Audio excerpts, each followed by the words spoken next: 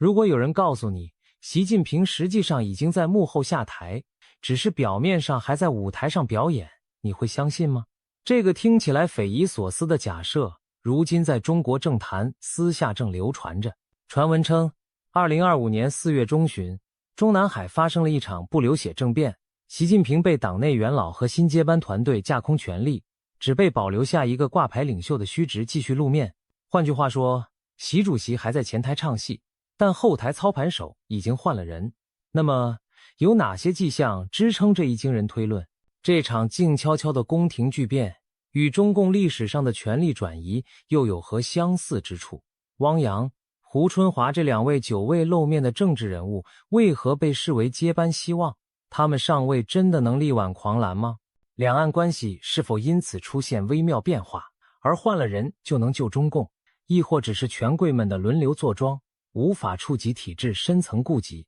本期内容我们就来抽丝剥茧，聊聊这场传闻中的中南海政变台前幕后，以及中国未来政局最大的变数到底握在谁手里。最近一段时间，中国政坛出现了一系列耐人寻味的反常现象，许多观察家据此推理，中共高层可能在今年春天暗中完成了一次权力易主。首先，习近平出行时的陪同级别骤降，透露出不同寻常的信号。长期以来，每当总书记离京考察，中央组织部部长几乎必定随行。组织部长是掌管高层人事的要员，惯例陪同体现着最高领袖对人事大权的掌控。然而，从2024年下半年开始，这种惯例突然中断，无论是总书记地方调研，还是重要会议活动，中组部长李干杰再未现身习的身边。反观此前上半年，习出巡6次，李干杰每次都伴随左右。显然，组织部长不陪了，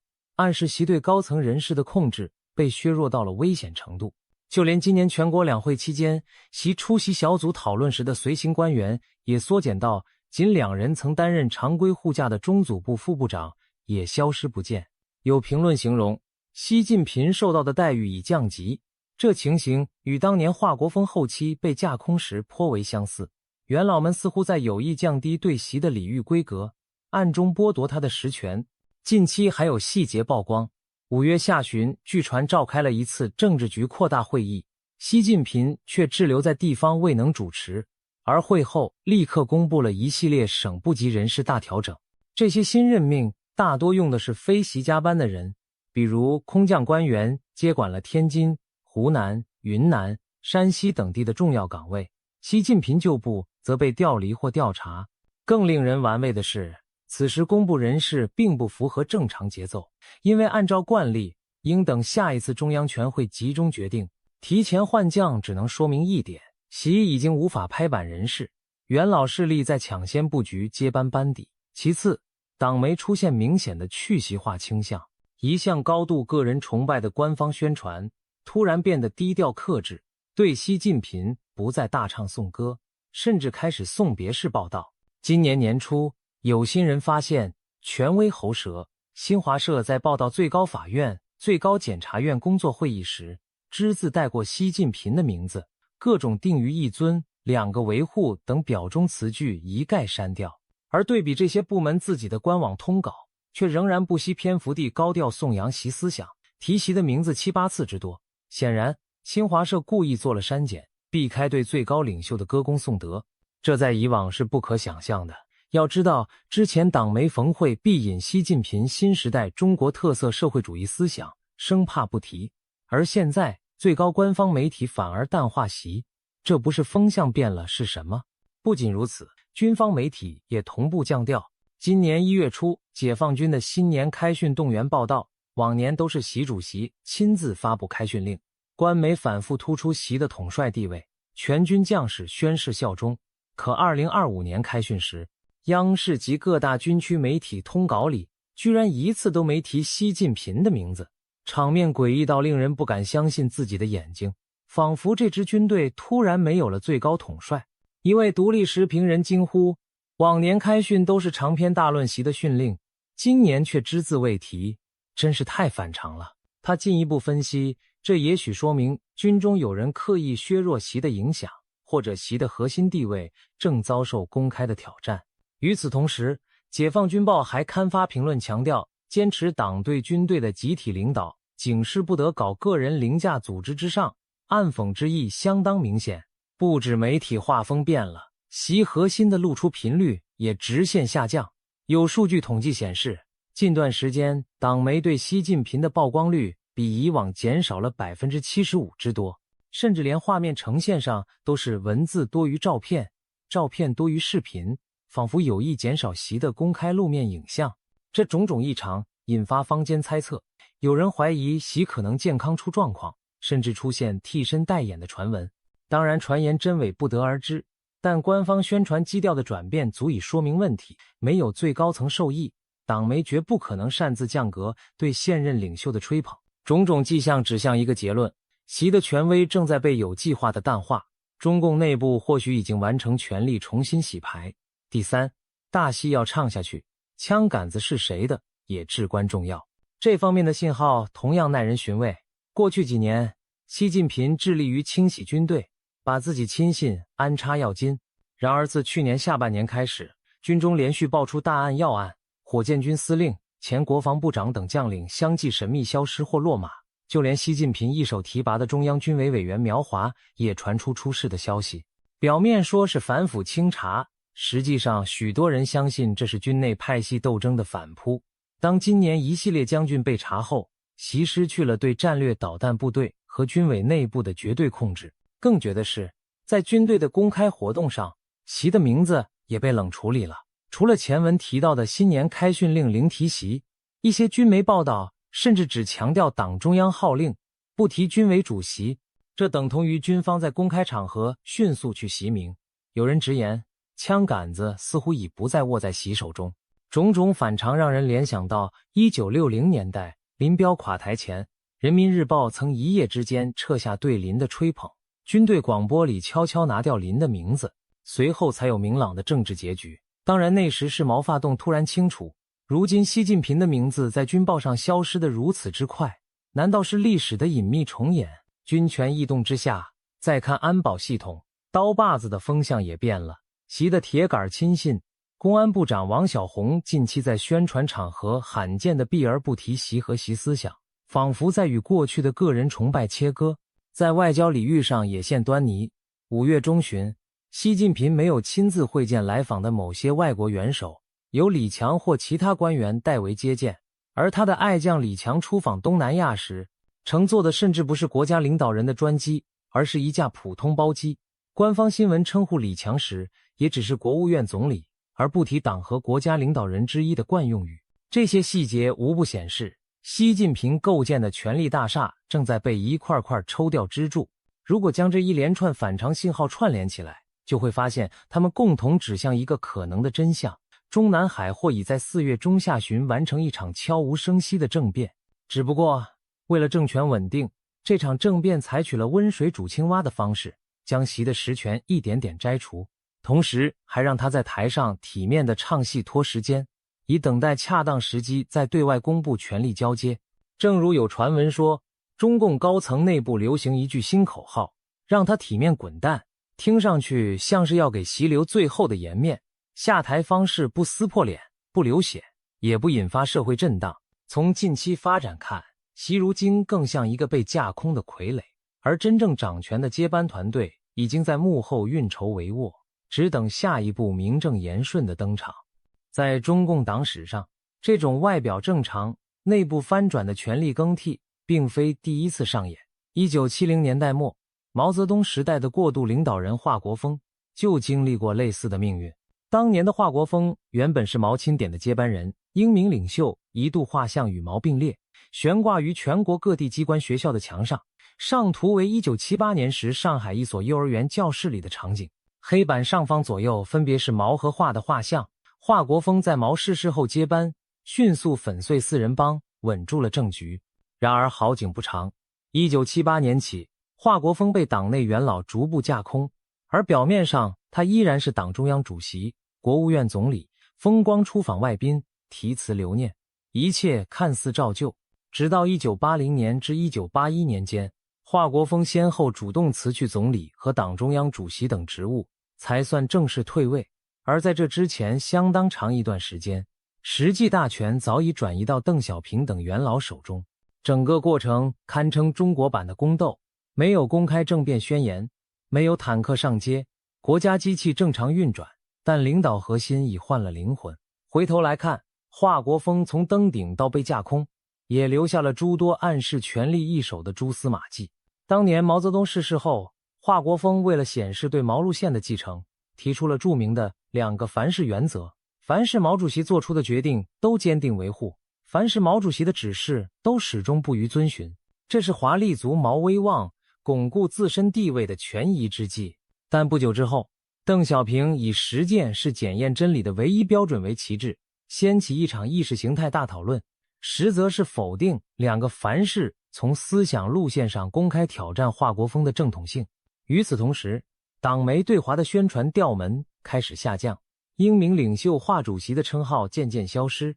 取而代之的是强调集体领导和改革开放新方向。一些华国锋的亲信相继被调整岗位，取而代之的是邓阵营的人马，而华本人则在政治局会议上做自我批评，承认自己能力不足，要退居2线。整个权力过渡期间，中国政坛表面一派平静，华国锋仍以礼遇出席各种活动，但实际决策已由邓等元老拍板。从1978年底的11届3中全会开始，邓小平事实上成为党和国家工作的核心，华国锋则被保留虚衔，逐步边缘化，后来长期担任空头职务直到退休。这正是中共惯用的软着陆政变手法，表面上维持团结稳定，暗地里完成权力转移，让旧主列席其位，但不绝其政。如今传闻，习近平正在经历的正像是华国锋剧本的重演。当年的华国锋其实也是被请下台，不是他愿意退，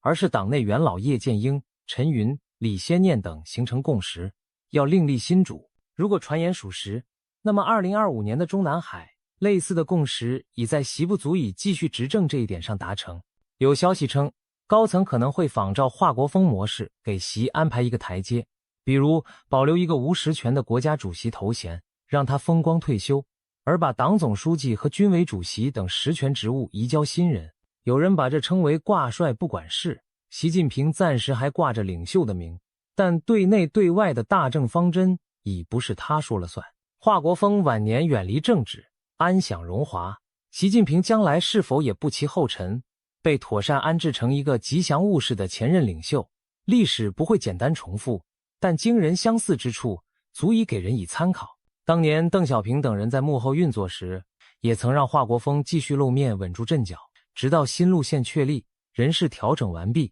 再顺势解除华的职务。而今习近平在公开场合频频露面，考察调研、会见宾客都按部就班，是否也是同样用意？很多分析人士认为是的。这场不流血政变已经发生，但尚未官宣，需要等待的是中共内部一个正式的时机，比如即将召开的4中全会，或者某个特别纪念活动，让习近平光荣隐退。有传闻说，今年9月，中共准备高调纪念抗战胜利80周年搞阅兵，也许那会成为分水岭。届时，习近平可能仅以国家主席身份出席仪式，而真正的党魁角色由新人取代露面。如果真这样，上演的无疑将是一出新版的华国锋退位戏码。当年华在党内会议上承认错误交权，党媒淡化处理，如今习会不会也来一次身体原因卸任，然后中共宣称平稳交接，万众爱戴呢？一切皆有可能。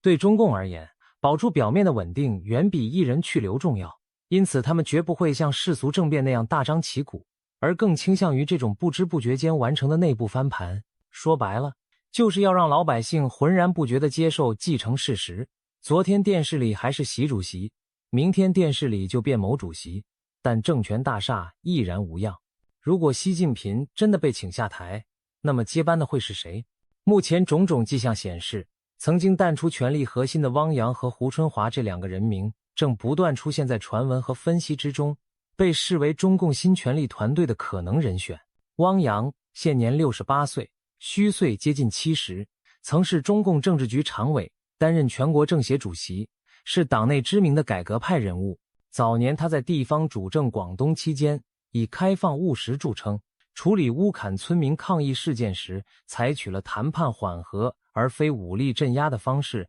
给外界留下开明形象。汪洋也曾主政重庆，市委书记任上平稳接手了薄熙来留下的烂摊子，被认为有大局掌控能力。2012年前后，他在胡锦涛、温家宝时代崭露头角，进入中央高层，并在李克强政府中出任副总理一职。汪洋被视为团派、共青团派系的重要代表，思想相对开放，主张市场经济和简政放权。然而在习近平时代，汪洋仕途遇挫。2022年中共20大时，尽管他按年龄本可留任常委，却被莫名其妙的提前退休，彻底淡出权力圈。当时就有分析认为，这是习为了清除不同派系声音，不惜拿汪洋这样的资深干部开刀。但也正因此，汪洋在党内外拥有较好的声誉，没有明显污点，也不属习的亲信，这反而成了他如今卷土重来的优势。近期坊间传言，胡锦涛、温家宝等党内元老都属意汪洋出山担任新一任中共总书记，因为他资历深厚又形象温和，能够在党内各派间取得平衡。据说在接班名单上，汪洋的呼声已经超越了胡春华，甚至还有传闻提及汪洋近期已经进京参与一些高层咨询，并且只等适当时机官宣其复出。如果这一消息属实，那么汪洋无疑是这场政坛巨变的最大受益者，他将从提前退休的赋闲状态奇迹般的再度登上权力巅峰。再说胡春华，这位62岁的中共高官曾被外界冠以胡锦涛接班人的期望，年轻时仕途顺畅，30多岁就担任西藏自治区常务副主席，后来主政过内蒙古、广东2大省份，是党内少见的在多个重要省份都有历练的干部。胡春华同样出身共青团派系，被看作胡锦涛的嫡系和隔代接班计划的一部分。他性格低调稳健，没有明显的个人野心流露，被称为老实人。2017年19大时，胡春华进入政治局，被认为有望晋升更高职位。但在习近平破坏接班惯例后，胡春华的仕途也遇冷。到20大时，他竟未能进入政治局常委，甚至连政治局委员都不再保留，只被安排了一个全国政协副主席的闲职，令外界惊讶。胡春华一度被边缘化，但近期他却动作频频，浮出水面。最大的信号出现在今年5月下旬，越南前国家主席陈德良逝世。按照外交礼仪，中方会派代表前往吊唁。出人意料的是，这次出现在越南驻华使馆代表中共吊唁的竟是胡春华。要知道，胡春华目前的公开职务只是全国政协副主席，并非党中央排名靠前的领导人。按常理，这种外事吊唁活动通常由外交系统或对外有协人员出席即可。胡春华亲自出面，级别明显拔高，不禁令人联想，难道组织上有意让他重回一线视野，给他增加政治曝光？有评论说，胡春华被安排这个任务，说明接班已经开始。除此之外，胡春华最近还在一些公开报道中现身，例如陪同某中央领导出访或出席活动的名单中，又重新出现了他的名字。这些细微之处都被视为他正在重新被重用的征兆。按照各种传闻描绘的蓝图，汪洋和胡春华将组成新的接班双搭档。汪洋出任中共中央总书记，胡春华出任国务院总理，两人一个偏党务，一个管政务，分别弥补对方的不足，携手接过习近平集权10年的残局。这样的组合有一定逻辑。汪洋年长资深，善于统筹协调，适合镇住党内各派；胡春华年轻些，执行力强，经验丰富，适合主抓经济民生日常工作。而且两人同属团派背景，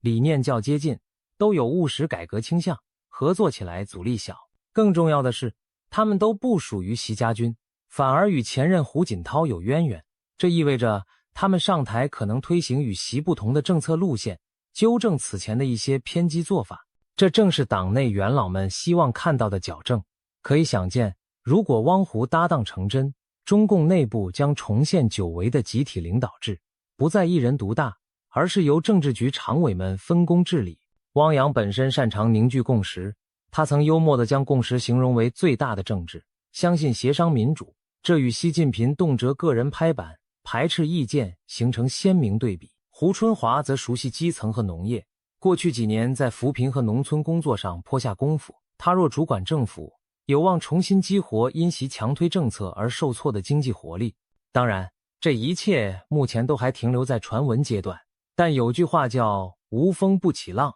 汪洋和胡春华名字的频繁出现绝非空穴来风。至少从心理战角度，中共内部可能有意透出这些信号，以测试舆论反应并稳定军心民心。相比继续游习强势到底，很多民众和官员可能更乐见汪洋、胡春华这样相对开明的人选接班。因此，关于他们的讨论，不论最终成真与否，本身就反映出党内外对习的不满和对变局的渴望。在经历了10年高压集中统一之后，中国社会或许正在期待一个松口气的调整期，而汪洋、胡春华被视为能够带来这种调整的人。就连海外中文互联网上相关传闻都引发热议，不少人把这对组合称为胡锦涛雪耻，团派归来。毕竟20大上胡锦涛内幕被请出会场的尴尬令很多人印象深刻。如今如果他的子弟兵东山再起，某种意义上也是对习阵营的一次反击和清算。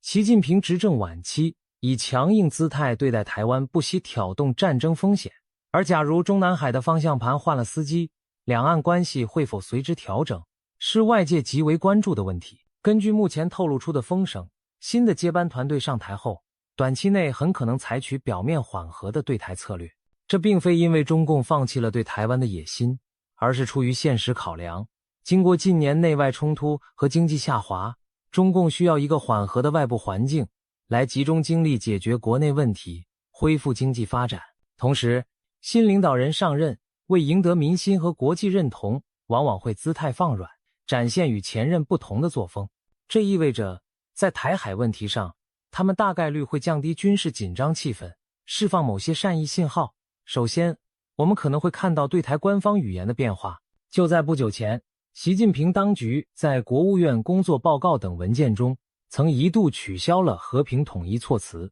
只强调坚定推进祖国统一，被视为采取更强硬姿态。然而，如果汪洋、胡春华执政有望恢复过去强调和平统一、一国两制、台湾方案等说法，起码在口头上营造缓和氛围。汪洋早在政协任上分管对台事务时，曾多次提到以和平方式实现统一对两岸最有利，表明他倾向于先软后硬的统战策略。胡春华虽然没有直接的对台工作经历，但他性格稳健，应该也不会主张冒进开战。可以预计，北京方面的官方措辞将变得更温和理性，比如重提两岸一家亲，呼吁恢复交流谈判，淡化此前剑拔弩张的武统调门。其次，军事动作可能暂时降温。过去几年，解放军军机军舰频频绕台，演习不断，导致台海局势高度紧张。如果中共内部权力转轨，为防止意外，新领导层大概率会下令军队暂缓在台海的高强度军事挑衅。事实上，自4月中旬据传政变后，台海上空到目前为止相对风平浪静，并未再出现大型封锁演习或导弹飞越台湾上空的行为。至少从公开报道看，5月份以来，解放军对台的军机扰境频次相比前几个月有所降低。这或许表明北京在有意降调，避免给国际社会造成他们好战的不良印象。同时，如果内部权力不确定，贸然对台动武更是不可能，因为新旧势力都不愿在交接关头引爆战争。不排除未来一段时间，中共还会主动安排一些两岸经贸文化交流活动，例如邀请台湾各界人士访陆，恢复中断的海峡两岸对话渠道等，以营造出一幅正朝和平方向努力的假象。再次值得注意的是，对美关系和国际环境的影响。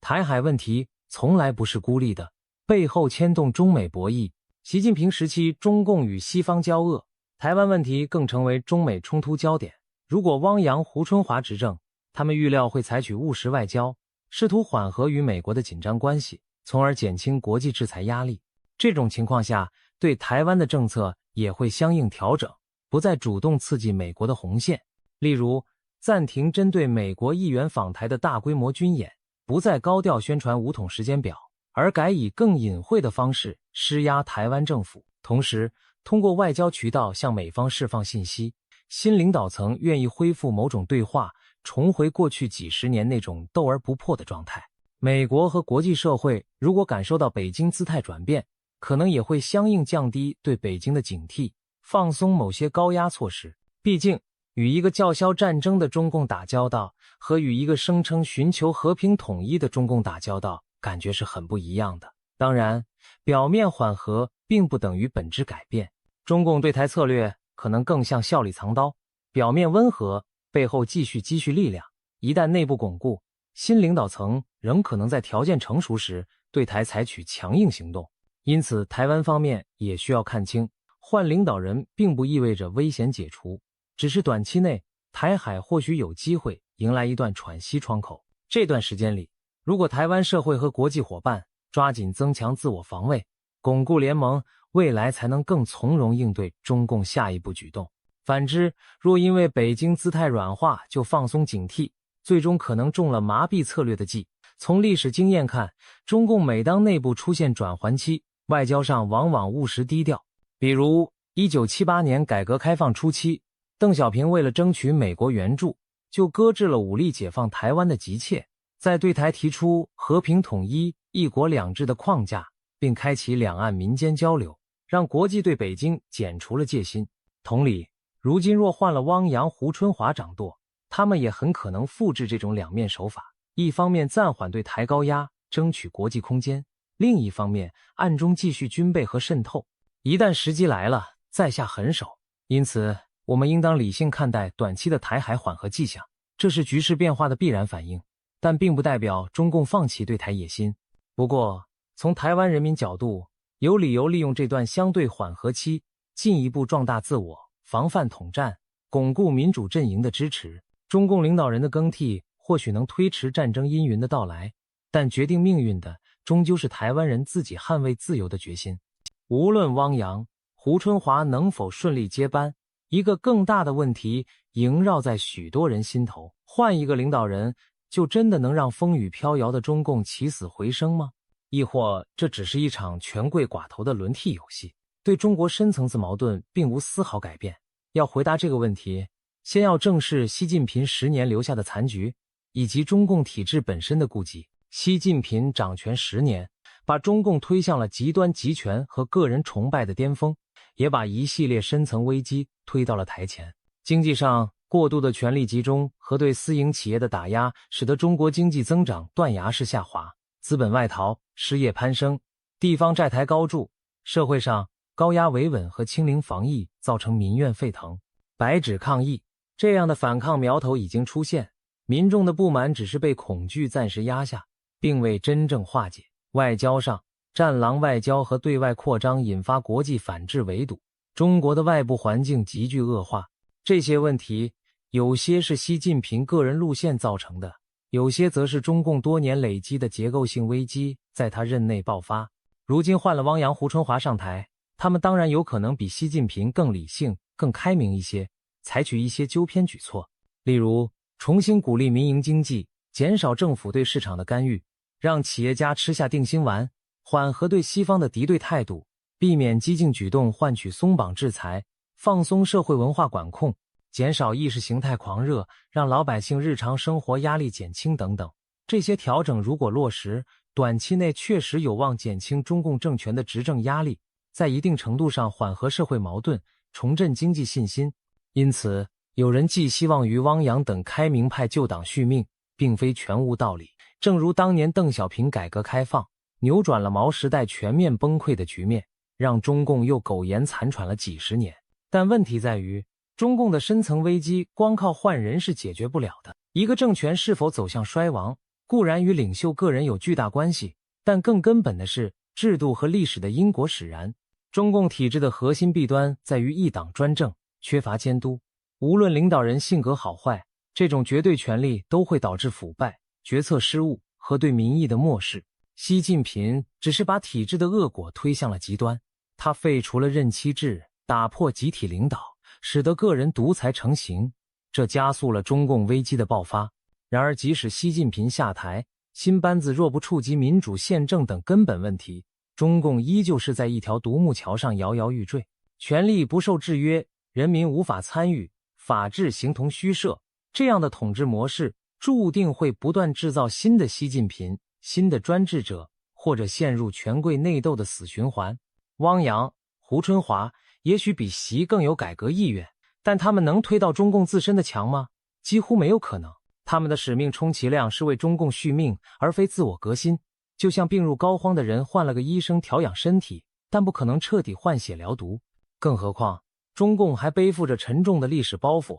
从反右、大跃进、文革到8·9天安门、流血镇压，再到近年的新疆集中营、香港打压、人权迫害，这笔债账都没清算。社会撕裂和伤痛未曾愈合，习近平时代进一步强化集权，把整个社会推入恐惧和谎言的深渊。中国人被迫相互举报，小心晋升，人人心中有一种隐隐的恐惧，对权力的恐惧，对明天的恐惧。这样的国民心理状态，不是1-2个好官上台就能马上扭转的。纵然汪洋、胡春华真心想推动一些改革，他们也必定投鼠忌器，不敢触碰中共最敏感的政治红线，例如平反6·4、开放党禁、军队国家化等等。这些真正能解决问题的举措，中共敢做吗？很难。他们顶多会在经济上修修补补，政治上讲些开明的话，给社会一点甜头和希望，却绝不会动摇党的一党专政。一旦遇到统治危机，他们仍会选择高压维稳，哪怕换汤不换药地再来一次新的严打。所以说，寄望中共内部良心发现、自我救赎不太现实。更可能出现的剧本是，新领导人上台后，前几年日子看似好过些，中共缓过劲了，又会死灰复燃的收紧控制，甚至变本加厉。历史一再证明，中共可以策略性退让，但从未放弃其独裁本性。因此，换人救党更像一场豪赌，只能延缓危机，无法根除危机。对中国普通老百姓来说，如果因为当权者换了脸孔就心怀幻想，恐怕最终还是要失望。许多体制内外有识之士早就指出，中共当前困境源自制度性弊病，经济结构失衡，社会信用破产，官僚体系僵化，这些不是1-2个新人能解决的。甚至可以说，习近平把中共带到了悬崖边，汪洋、胡春华就算累马，也很难带他回平地。他们充其量是在悬崖边缘多挪几步横走，暂缓坠落而已。要真正化解危机，需要的是整个国家体制的变革与社会理念的更新，这不是中共党内换谁当家能做到的，而必须人民有切身的参与和推动。谈了这么多，我们不难发现，无论中南海上演什么权斗大戏，真正决定中国未来走向的，归根结底不在那几位权势人物身上，而在千千万万中国人民自己身上。中共政权之所以能够几度化险为夷，延续至今，一个重要原因就是善于制造和利用民众的恐惧。恐惧是极权主义最锋利的武器。当人们因为恐惧而选择沉默顺从，哪怕心中再不满，也不敢发声反抗，再腐朽的统治也能苟延反之。一旦恐惧被打破，哪怕强权如铁桶，也会顷刻崩塌。苏联东欧的巨变如此，阿拉伯之春也是如此。回看中国，当年的满清政府貌似强大，却因为无数志士抛却对皇权的恐惧而倾覆。国民党政权也曾军警密布，但最终败给了民心向背。如今中共统治下，中国人民经历了几十年的高压洗礼，从大清洗到文字狱，从网络监控到社会信用，每一步都在恐吓公民不服从的代价。这种恐惧深入骨髓，以至于很多人形成了政治冷感，觉得凡事与己无关，只要保住小日子就好。然而真的与己无关吗？当清零政策下你被封在家没饭吃，当金融暴雷你存款蒸发，当你连在网上吐槽2句都可能获罪，这样的现实还不能唤醒我们摆脱恐惧，追求改变吗？去年白纸抗议之所以震撼人心，就是因为哪怕短暂几天，人们勇敢地战胜了心中的恐惧，站出来发出了自己的声音。那一刻，中共当局也感到了罕见的慌乱，迅速收敛了极端防疫政策。事实证明，并非人民离不开某个专制者，而是专制者害怕人民不再恐惧。无论习下汪上还是其他什么权力戏码，中国社会真正需要的转型绝不会由统治集团恩赐，而必须靠民众自己争取。也许汪洋、胡春华接班能给中国争取一个相对宽松的窗口期，但窗口打开后能不能跨出体制牢笼，就看人民有没有勇气迈步。如果大众依然选择明哲保身，继续在恐惧中苟且，那么换谁执政都只是表面文章，集权的枷锁不会自己碎裂。反之，如果越来越多中国人不再恐惧，不再沉默，哪怕是一点点抗争和质疑，汇聚起来都会成为改变的力量。当年东欧剧变前，没人能预料柏林墙会突然倒塌，但正是无数普通公民持续不断地冲击恐惧之墙，历史才发生转折。对中国来说亦然，真正的希望不在于哪个高层人物的上台，而在于14亿人的觉醒。新旧领袖的更替也许会影响中国走向民主宪政的节奏快慢，但方向对不对，关键取决于人民自己的选择。最后，不管传闻的中南海政变是否已经发生，我们可以肯定一点，中国的政治大戏远未落幕。也许明天习近平仍在台上谈笑风生，也许下个月就换了汪洋、胡春华露面，但中国命运的剧本不会就此定稿，历史的笔握在全体中国人民手中。当恐惧散去，黎明终将来临，一个没有恐惧、充满自由和尊严的新中国，才是这场漫长巨变真正值得期盼的结局。让我们拭目以待，也愿每一个渴望改变的人都能鼓起勇气，摆脱心中的恐惧，去迎接属于自己的未来。记住，黑暗尽头并非权斗赢家的皇座，而是不再恐惧的人民站上了时代的舞台。